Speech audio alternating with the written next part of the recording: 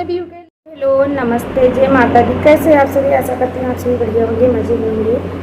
और आप सभी से यार थोड़ी बातें करने का मन हो रहा है। तो और एक बहुत बड़ी घटना भी घट गई उसके बारे में। और कुछ कभी कभी ना बहुत मन दुखी होता है तो सोचते हैं किससे कहें। आज वही हाल है मेरा। लास्ट तक बने रहिएगा, पता चल जाएगा आप सभी को। वीडियो में लास्ट तक रहिएगा। तो कभी कभी मन इतना दुखी होता है कि किसी से अपना दुख की बात कह ले। आज वही मन है और सच में बहुत दुखी हूँ। बहुत दिल मेरा आज रो रहा है। सब पुरानी बातें याद आ रही हमको। जैसे मम्मी पापा थे उनकी याद आ रही, भाई एक मेरा नहीं है उसकी भी याद आ रही बहुत। मतलब एक दुख होता है तो बाकी सभी दुख याद आने लगते हैं हमको। और सुबह क्या हमने कल शाम को जाना था क्योंकि बहुत ही बड़ी घटना घट गई हमारी रिश्तेदारी में। और इसीलिए बहुत मन मेरा दुखी है। और जब से मैंने जाना है ना, दिल ही दिल में रो रही हूँ। आंसू निकलते हैं तो पोंछ लेती हूँ, इसको दिखाएं। बच्चे छोटे छोटे हैं, उनको उनके सामने भी रोना ठीक नहीं है।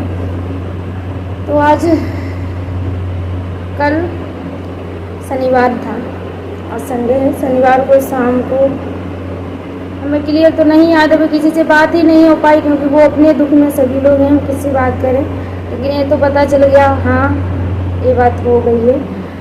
और चलो बता ही देते हैं। मेरी भाभी है, उनके पापा जी कल एक्सपायर हो गए। मतलब भगवान को प्यारे हो गए हैं और बहुत बीमार थे। मैं एक बार गई भी थी उनको देखने ठंड में, तो उसका भी वीडियो शेयर किया था हमने।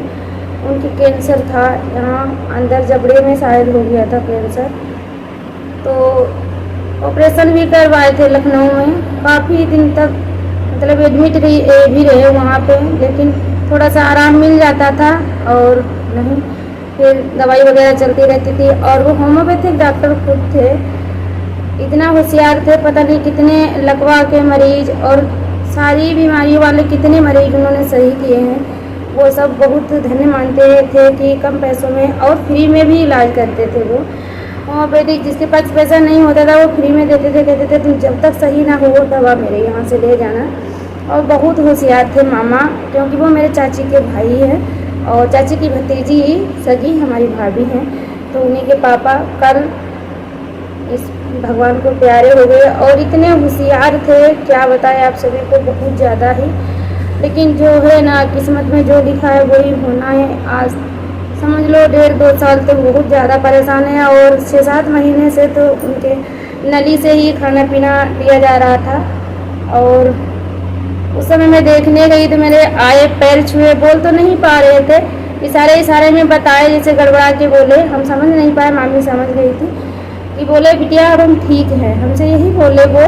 तो देखकर तो बहुत दुख लगता था। ऐसी हालत में किसी को भी देखो दुख लगता है। वो तो हमारे मतलब सगे ही मामा समझिए और भाभी के पापा थे। तो मेरे आंसू आ गए। हमने कहा चलो अच्छी बात है आप सही हो जाओ। बड़ी उम्मीदें लगी थी। और उनके 5 बिटियाँ हैं जिसमें 3 लोगों की शादी हो गई और 2 लोग अभी शादी करने को जवान है। एक ही लड़का है जो कि भाभी का भैया एक ही है। और इतनी बताओ जिम्मेदारियाँ उस पर आ गई है। बहुत ही दुख लगता है सोच सोच के, सच में हम बता नहीं सकते कितना हम दुखी हैं आज। तो हमें याद आता है कि चलो मेरे पापा नहीं है, मम्मी नहीं है, उनके ही पापा थे। घर अच्छे से मतलब कोई भी बड़े बूढ़े होते हैं बताते हैं, एक दूसरे को बताते हैं कि इस तरीके से हम लोग मतलब जानते हैं होशियार है पढ़े लिखे हैं। लेकिन जो बड़े बूढ़ों के पास ज्ञान होता है वो हम लोगों को नहीं होता।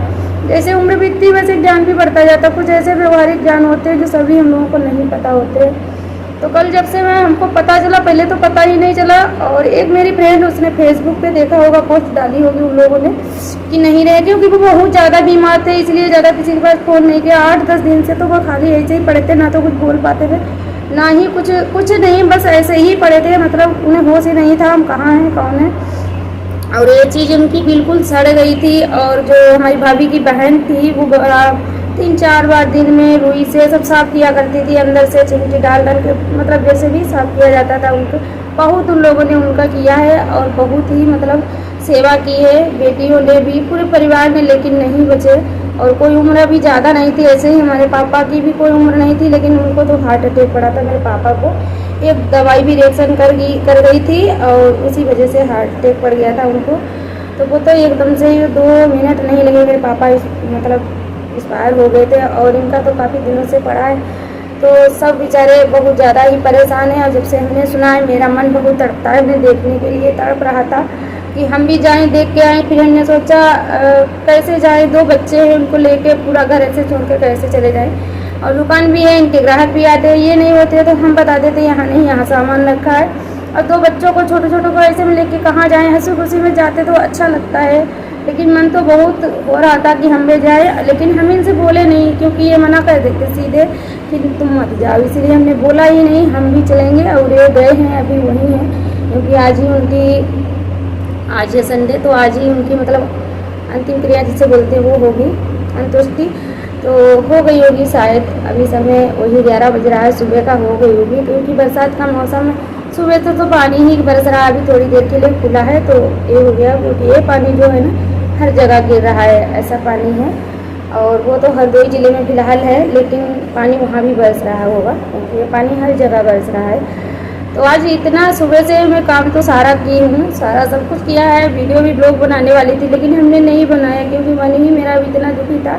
और सुबह से मेरे आंसू निकले, बस पता नहीं कौन सी बातें, बस ऐसा लग रहा है किसी से अपने मन की बात बोले। कभी के सामने, कैमरा के सामने रोई नहीं, लेकिन आज मेरा मन इतना दुखी है, इतना दुखी है, हम क्या बताएं, किसी से बोल नहीं सकते, किसी से कह नहीं सकते हैं जितना मैं दुखी हूँ। और बस यही लगता है कि हमारे पापा नहीं हैं, हमको जैसा लगता है अब उनके भी पापा नहीं रहे हैं, हमारी भाभी के, तो उनको भी ऐसा ही लगता होगा। क्योंकि बहुत दुख लगता है जब मम्मी पापा नहीं होते हैं। हम मानते हैं हम बड़े हो गए, सब कुछ हो गए, लेकिन मम्मी पापा जब नहीं होते हैं तो समझ लीजिए ऐसा लगता है दुनिया में हमारा कोई नहीं है। होते सभी हैं, सब कुछ होता है, लेकिन बहुत दुख होता है, हमारे पर बीतती है, हमें पता है। कोई अपना ऐसा नहीं होगा, बच्चे भी हैं, यहाँ तक पति भी है, सब कोई है, लेकिन वो चीज़ कहीं नहीं आपको मिलेगी जो मम्मी पापा में। आप एक समय अगर थोड़ी देर के लिए शांत बैठ जाएंगे तो मम्मी पापा होंगे सामने तो जरूर पूछेंगे बेटा क्या हुआ, किसने कुछ कहा। और बाकी किसी को इतनी परवाह नहीं होती है, चाहे आप चुप रहो, चाहे रो, चाहे चिल्लाओ, आंसू पहुँच लो, वो देखते रहेंगे, आपसे पूछेंगे नहीं कि आपको क्या हुआ है। मम्मी पापा ही ऐसे होते हैं जो अपने बच्चे की हर धड़कन पहचानते हैं कि हमारे, चाहे बेटी हो ससुराल में हो चाहे मायके में, लेकिन उन्हें हाल पता होता है अपनी बेटी का।